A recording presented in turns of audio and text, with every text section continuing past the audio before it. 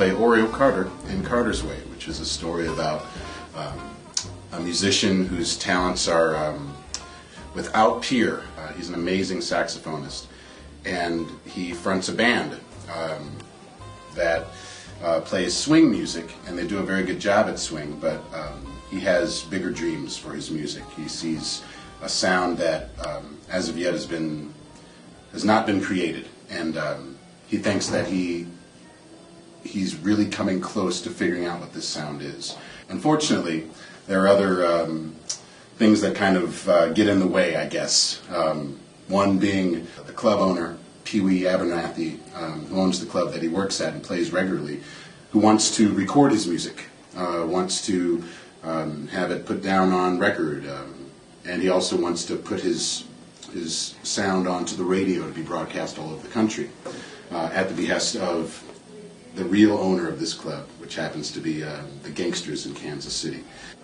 So he's dealing with that, but he's also dealing with the fact that he's fallen for one of these gangsters' girlfriends. So he's trying to negotiate the path of keeping his music pure, while at the same time dealing with these outer things that are starting to kind of compromise, in his mind, what he's doing. You know, you and I have definitely talked about what it is to be a female in this story, these characters, and what they will do in order to survive. And I think it's a challenge to look at 1935 with 2008 sensibilities, because there are days when, I mean, honestly, you just want to kill every man you see. You know, and it gets frustrating because you find yourself having to deal with that everything you need, everything you want to achieve, you have to go through a man to do it. I know, like for me, when I was talking with Eric, throughout our process and talking about my wants and why it would make sense for me to, even if someone is treating you badly, or you don't have a lot of options of why you would continue to go towards, let's say, Eunice going towards Oriole, even though it's very clear that he doesn't, for a very long period of time, is pushing her away and doesn't want her. I'm like, well, why? I wouldn't let let a man talk to me like that. I wouldn't let him have those actions towards me. And at the end of the day, no matter how scared or frightened I was of being alone or my sense of worth, I wouldn't let a man do that to me.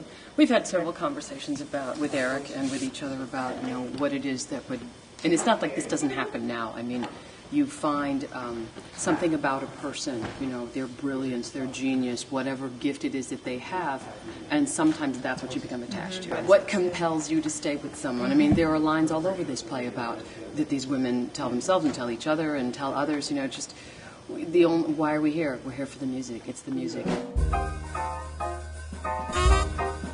It's 1930s Kansas City jazz, and in those days jazz was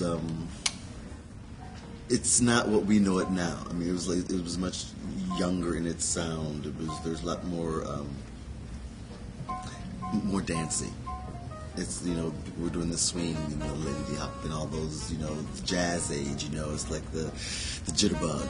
And Oriole Carter's character is, I say, Charlie Parker-like because he wants to take it to the next level, to the more like Mingus-y, to the more improvisational type of jazz. And back in those days, that was considered so like avant-garde, but now we'd be like, oh, that's so old school. Like it wouldn't be a surprise to our ear anymore, but it was visionary in those times.